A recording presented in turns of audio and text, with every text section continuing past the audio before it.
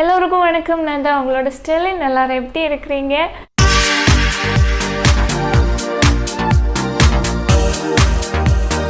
இன்னைக்குள்ள வீடியோவில் நேச்சுரலான வழியில் நம்மளோட ஹேரை எப்படி பிளாக்காக மாற்றலாம், அதாவது கெமிக்கல் ஹேர் டை யூஸ் செய்யாமல் நேச்சுரலாக கிடைக்கிற இன்க்ரீடியண்ட்டை யூஸ் செஞ்சு நம்மளோட ஹேரை எப்படி பிளாக்காக மாற்றலாம் அப்படின்னு தான் பார்க்க போகிறோம். ஃபஸ்ட்டு ட்ரை நான் இது செஞ்சு உங்களுக்கு வீடியோவாக போடுறேன். அதாவது இது ஃபஸ்ட்டு ட்ரைன்னா வீடியோவாக போடுறது ஃபஸ்ட்டு ட்ரை. ஆனால் இதுக்கு முன்னே நிறைய நான் ட்ரை செஞ்சுருக்கிறேன். செகண்ட் மெத்தடை நான் ட்ரை செஞ்சு கண்டிப்பாக அது வீடியோவாக போடுவேன். இன்றைக்கி ஃபஸ்ட்டு மெத்தடில் எப்படி நான் செஞ்சுருக்கிறேன்னு சொல்கிறேன். அதில் பலன் கொடுத்துச்சா இல்லையா அப்படின்னு நான் சொல்கிறேன்.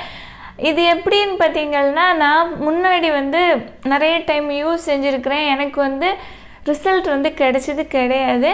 சப்போஸ் அது குவாலிட்டியான இண்டிகோ பவுடராக இல்லாமல் இருந்திருக்கலாம், இல்லை நான் கரெக்டான குவான்டிட்டியில் அதை மிக்ஸ் செய்யாமல் இருந்ததுனால எனக்கு கரெக்டாக கலர் வரலை. இப்போது நான் என்ன பண்ணினேன் அப்படின்னா, நிறைய சர்ச் செஞ்சு ரொம்ப நம்ப தகுந்த ரிவ்யூஸ் எல்லாம் கொடுத்துருப்பாங்கல்ல, அவங்களோட வீடியோஸை ஃபாலோ செஞ்சு தான் நான் செஞ்சுருக்கிறேன். ஒர்க் ஆகுதா இல்லையா அப்படின்னு டெஸ்ட்டு செஞ்சேன். இந்த நேச்சுரலான ஹேரை பிளாக் ஆக்குற ரெமடியை செய்கிறதுக்கு உங்களுக்கு குவாலிட்டியான நல்ல இண்டிகோ பவுடர் வேணும். ஆனால் மார்க்கெட்டில் நிறைய இருக்குது, எல்லாமே நல்லதாக இல்லை. ஓகேவா? நான் ஒரு 100% பியூரான நேச்சுரல் இன்க்ரீடியண்ட் கொடுக்குற ஒரு வெப்சைட்லேருந்தே நான் வாங்கினேன். அது கூட எனக்கு ஒர்க் ஆகாமல் இருந்துச்சு. அதுலேருந்து வர அந்த ஸ்மெல்லுனால ரொம்ப ஹெட்டேக்கு கூட எனக்கு வந்துச்சு. அந்த பிராண்ட் அப்படியே நான் விட்டு இப்போது நான் வாங்கினது ஆல்ஃப் குட்னஸ் அப்படின்னு உள்ள பிராண்டோட இண்டிகோ பவுடர் வாங்கியிருக்கிறேன். இதில் 250 கிராம் ப்ராடக்ட் இருக்கும். இதோட ப்ரைஸு 225. ஆனால் நீங்கள் வாங்குறது ஒரு 100 and something ருப்பீஸில் உங்களுக்கு ஆஃபரில் கிடைக்கும். இது purple.comல கிடைக்கும். நல்ல ப்ராடக்ட்டு, நிஜமாகவே நல்ல பியூராக ஆர்கானிக்காக கெமிக்கல் எதுவுமே சேர்க்காம நல்ல ஒரு இண்டிகோ பவுடர் கொடுத்துருக்குறாங்க எனக்கு. ஆனால் நான் யூஸ் செஞ்சு பார்த்ததில் ஆல்ஃப் குட்னஸ் பிராண்டோடது நிஜமாகவே நல்லா இருக்குது. நல்லா பியூராக செஞ்சுருக்குறாங்க. இந்த மாதிரி பவுடர் டைப்பாக கொடுக்குற ப்ராடக்ட்டு எந்த ஸ்பான்சர் வீடியோ எதுவுமே இல்லை, நான் யூஸ் செஞ்சு பார்த்ததில் நான் சொல்கிறேன். ஓகேவா? ஓகே, இனி எப்படி மிக்ஸ் செய்கிறது, கரெக்டான குவான்டிட்டியில் எப்படி நம்ம செஞ்சால் கரெக்டாக கலர் வரும் அப்படின்னு நான் சொல்கிறேன். ஃபைனலில் எப்படி இது ரிசல்ட் கொடுத்துச்சு அப்படின்னு நான் சொல்கிறேன். ஃபஸ்ட்டு ஒரு பவுல் எடுத்துக்கோங்க. பவுல் கிளாஸ் பவுலாக இருக்கலாம், இல்லை பிளாஸ்டிக் மாதிரி உள்ளது யூஸ் செய்யுங்க. மெட்டல் எதுவும் வேண்டாம். நிறைய வீடியோஸில் நான் பார்த்துருக்குறேன், அயனில் உள்ள வெசல்ஸில் வைக்கிறாங்க.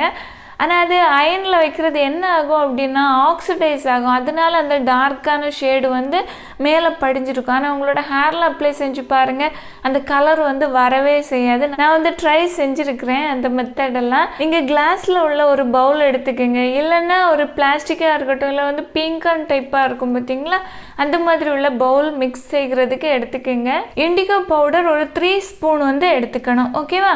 3 ஸ்பூன் பார்த்தீங்கன்னா நான் கொஞ்சம் பெரிய ஸ்பூன் எடுத்துக்கிறேன். ஆனால் நீங்கள் மென்னாக இருக்கிறீங்க அப்படின்னா ஸ்பூனோட சைஸ் சின்னதாக பார்த்துக்கோங்க. 3 ஸ்பூனு இண்டிகோ பவுடர் எடுத்துட்டிங்க அப்படின்னா 1 ஸ்பூனு ஹென்னா பவுடர், மருதாணி பவுடர் யூஸ் செய்யலாம். ஆனால் அந்த மருதாணி பவுடரில் செம்பருத்தி மிக்ஸ் செஞ்சு இருக்கிறது, இல்லை சிக்கக்காய் மிக்ஸ் செஞ்சு இருக்கிறது, அந்த மாதிரி உள்ள எந்த ஒரு ஹென்னாவும் எடுக்காதுங்க. பியூரான ஹென்னா பவுடர் யூஸ் செஞ்சுக்கலாம். நான் இதில் வீக்கர் அப்படின்னு உள்ள பிராண்டோட ஹென்னா பவுடர் யூஸ் செஞ்சுருக்கிறேன். நீங்கள் உங்களுக்கு விருப்பம் இருந்துச்சுன்னா இந்த ஆல்ஃப் குட்னஸ்லேயே ஹென்னா பவுடர் இருக்குது, அது கூட நீங்கள் வாங்கி யூஸ் செஞ்சுக்கலாம். இதில் முக்கியமான விஷயம் என்னன்னு பார்த்தீங்கன்னா, நம்ம மிக்ஸ் செய்கிற குவான்டிட்டி ரொம்ப ரொம்ப முக்கியம். குவான்டிட்டி மாறிச்சு அப்படின்னா கரெக்டாக நமக்கு வராது. அதனால தான் அந்த 3:1ன்னு சொல்லுவாங்க. ஓகேவா? அந்த மெத்தடை கரெக்டாக நீங்கள் ஃபாலோ செய்யணும். நீங்கள் எந்த ஸ்பூனில் இண்டிகோ பவுடர் எடுக்கிறீங்களோ அதே ஸ்பூனில் தான் ஹென்னா பவுடரும் எடுக்கணும். அப்போ தான் உங்களுக்கு அந்த அளவு மாறாமல் இருக்கும். 2 இன்க்ரீடியண்ட்டையும் நல்லபடியாக மிக்ஸ் செஞ்சுக்கோங்க. மிக்ஸ் செஞ்ச பிறகு இந்த 2 இன்க்ரீடியண்ட்டையும் மிக்ஸ் செய்கிறதுக்கு யூஸ் செய்கிற வாட்ரு வார்ம் வாட்டராக இருக்கணும். வாட்ரு சூடு தண்ணி, அதாவது ரொம்ப கொதிக்கிறது மாதிரியும் இருக்கக்கூடாது தண்ணி. ஓரளவு நம்ம ஒரு சில நேரம் நம்ம குடிக்க முடியும் அப்படின்னு உள்ள தன்மையில் இருக்கும் பார்த்தீங்களா, ரொம்ப ஆறி போயும் இருக்கக்கூடாது. ஓரளவு சூடு இருக்கணும், மிதமான சூடுன்னு சொல்லுவோம்ல, அந்த மாதிரி சூடில் இருக்கணும். அந்த தண்ணியை கொஞ்சம் கொஞ்சமாக விட்டு மிக்ஸ் செஞ்சுக்கோங்க. ஒரு பேஸ்ட் மாதிரி செஞ்சு எடுத்துக்கோங்க. ஒரு 2 மினிட்ஸ் அப்படியே விட்டுக்குங்க. ஏன்னா வந்து கொஞ்சம் சூடு வந்து தெரியும். ஓகேவா?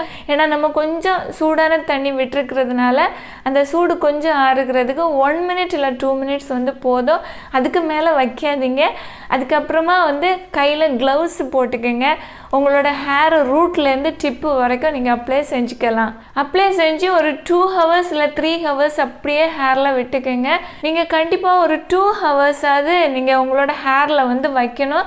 2 ஹவர்ஸை தாண்டி ஒரு 3 ஹவர்ஸும் நீங்கள் வச்சுக்கலாம். ஆனால் குறைஞ்சது 2 ஹவர்ஸாவது கண்டிப்பாக வைக்கணும். 2 ஹவர்ஸுக்கு அப்புறமா நீங்கள் நார்மலான வாட்டரில் வாஷ் செஞ்சுக்கலாம்.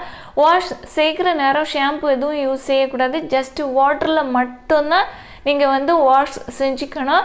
நல்லபடியாக வாஷ் செஞ்சுக்கங்க. உங்களோட ஹேரில் வாட்டர் விடுக்கிற நேரம் தண்ணி வந்து கிளியராக போகிறது வரைக்கும் நீங்கள் நல்லபடியாக வாஷ் செஞ்சுக்கணும். நெக்ஸ்ட் டே வந்து ரொம்ப மைல்டான ஷாம்பு நீங்கள் யூஸ் செஞ்சுக்கலாம் வாஷ் பண்ணுறதுக்கு. ஏன்னா வந்து உங்களுக்கு கொஞ்சம் சிப்சிப்பாக இருந்தது மாதிரி ஏதோ கொஞ்சம் ஒரு ஃபீல் இருக்கும். அதனால நெக்ஸ்ட் டே வந்து வாஷ் செஞ்சுக்கலாம். ரிசல்ட் வந்து கிடச்சிச்சான்னு பார்த்தீங்கன்னா 50-50. ஓகேவா? அதாவது இந்த மெத்தடில் எப்படி ரிசல்ட் கொடுக்குது அப்படின்னா ஒர்க் ஆகாமல் இல்லை, ஒர்க் ஆகுது.